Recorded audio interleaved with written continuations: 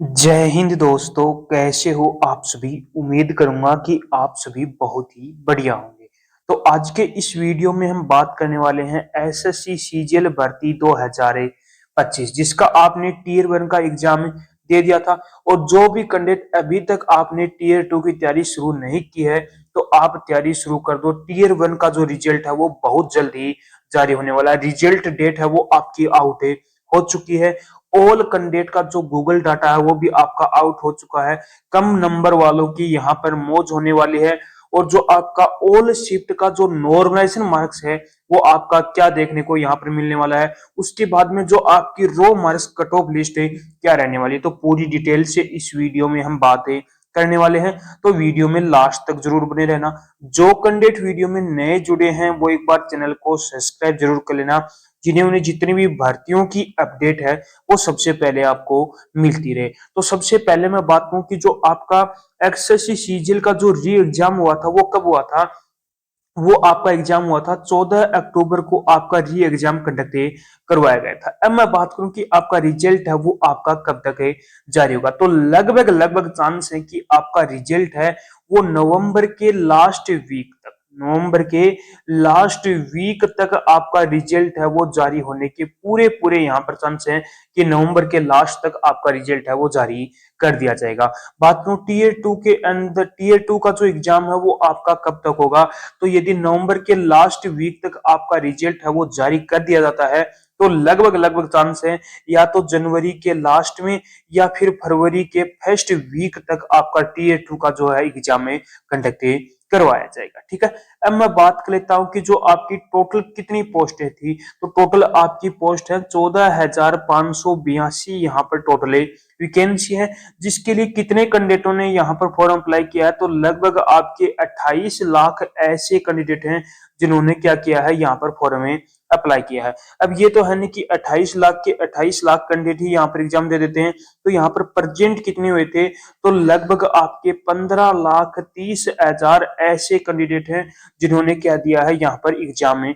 दिया है। अब इसमें से भी ये नहीं है कि 15 लाख कैंडिडेट ही इस भर्ती को लेकर सीरियस मिलेंगे, नहीं, कुछ परसेंट ही कैंडिडेट आपको ऐसे मिलेंगे जो इस भर्ती को लेकर आपको सीरियस से मिलने वाले। कंपटीशन की बात करूं तो यह ऑल ओवर कंपटीशन की यहाँ पर बात करूं तो 104 स्टूडेंट पर सीट, यानी कि 104 स्टूडेंटों ने यहाँ पर एग्जाम दिया है। उसमें से एक स्टूडेंट का क्या होगा, यहाँ पर फाइनल सिलेक्शन होने वाला है। ठीक है।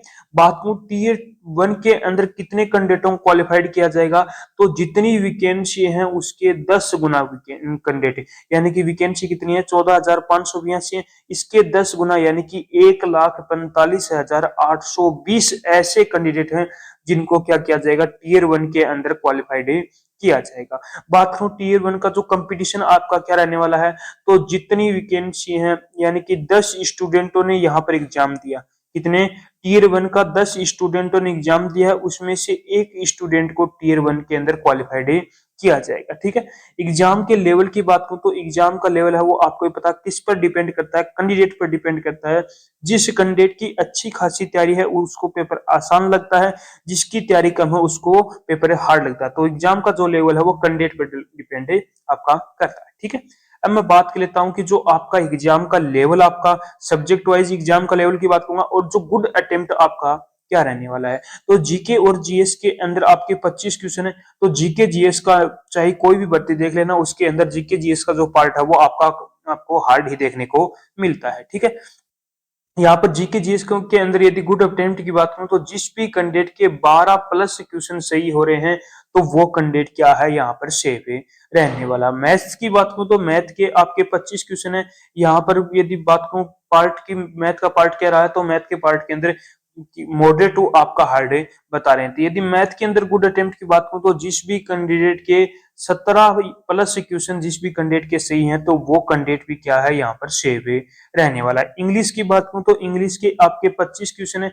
इंग्लिश का पार्ट क्या रहा, आपका मॉडरेट यहाँ पर देखने को मिल रहा है। तो इंग्लिश के अंदर जिस भी कैंडिडेट के 18 से प्लस क्वेश्चन जिस भी कैंडिडेट के सही हैं, तो तो वो कैंडिडेट भी क्या है यहाँ पर सेफ है रहने वाला है। रीजनिंग की बात करूं तो रीजनिंग के अंदर 25 क्वेश्चन है। रीजनिंग का पार्ट आपका इजी टू मॉडरेट यहाँ पर देखने को मिल रहा है। रीजनिंग के अंदर जिस भी कैंडिडेट के 20 प्लस क्वेश्चन जिस भी कैंडिडेट के सही हैं तो वो कैंडिडेट भी क्या है यहाँ पर सेफ है रहने वाला। ठीक है, यदि आपके गुड अटेम्प्ट के अंदर इतने मार्क्स बन रहे हैं तो आप कैंडिडेट क्या हो सेफ है रहने वाले हो। अब मैं बात करूं कि टोटल आपकी वैकेंसी कितनी थी, कैटेगरी वाइज कितनी वैकेंसी थी। टोटल आपकी वैकेंसी थी 14,582 वैकेंसी थी, जिसके अंदर यूआर कैंडिडेट की 6,183 थी, ओबीसी की 3,721 वैकेंसी थी, ईडब्ल्यूएस कैटेगरी की आपकी 1,423 वैकेंसी थी, एससी की 2,167 वैकेंसी थी और एसटी की 1,000 आपकी 88 यहाँ पर टोटल वैकेंसी थी। अब मैं यहाँ पर बात कर लेता हूँ कि जो आपका नॉर्मलाइजेशन का आपका चक्रव्यूह क्या रहने वाला है। हार्ड शिफ्ट के अंदर आपको कितना नॉर्मलाइजेशन देखने को मिलेगा, मॉडरेट के अंदर कितना और इजी शिफ्ट के अंदर आपको कितने मार्क्स तक का नॉर्मलाइजेशन देखने को मिलने वाला है। तो सबसे पहले मैं हार्ड शिफ्ट की बात करूं तो हार्ड शिफ्ट कौन कौन सी है।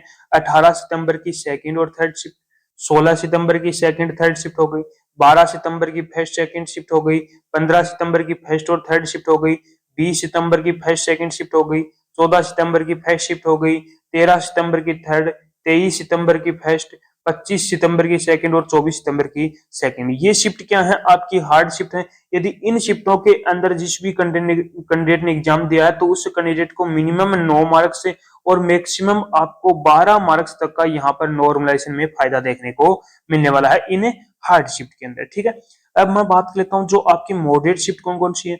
13 सितंबर की फर्स्ट सेकंड शिफ्ट हो गई, 22 सितंबर की फर्स्ट सेकंड शिफ्ट हो गई, 26 सितंबर की फर्स्ट सेकंड, 25 सितंबर की फर्स्ट और थर्ड शिफ्ट हो गई, 14 सितंबर की सेकंड थर्ड शिफ्ट हो गई, 18 सितंबर की फर्स्ट, 16 सितंबर की फर्स्ट, 23 सितंबर की थर्ड और 21 सितंबर की थर्ड। ये शिफ्ट क्या है, आपकी मॉडरेट शिफ्ट है। यदि इन शिफ्टों के अंदर जिस भी कैंडिडेट ने एग्जाम दिया है तो उस कैंडिडेट को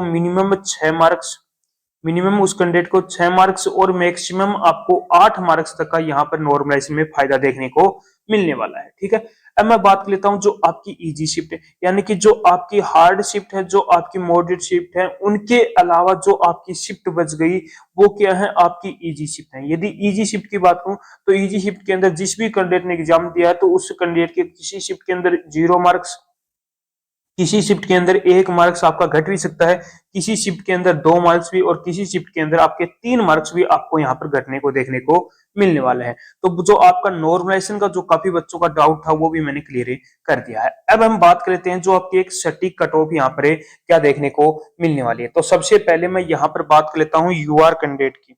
यूआर कैंडिडेट की यदि मैं बात करूं तो यूआर कैटेगरी से जिस भी कैंडिडेट के 122 से 125 के बीच में मार्क्स बन रहे हैं तो वो कैंडिडेट क्या है यहाँ पर सेफ रहने वाला है, उसके पूरे पूरे यहाँ पर चांस बनते हैं।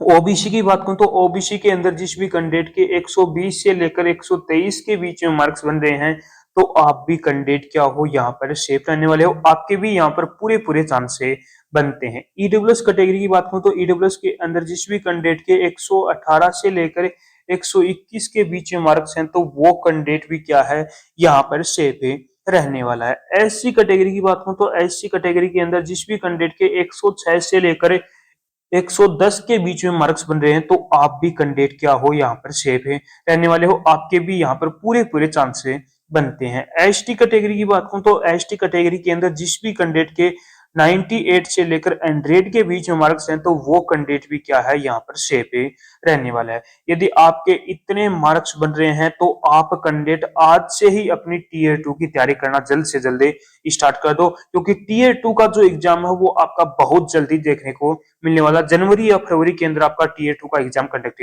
करवाया जाएगा। ठीक है, तो मैंने आपको यहाँ पर पूरी डिटेल यहाँ पर मैंने बता दी है।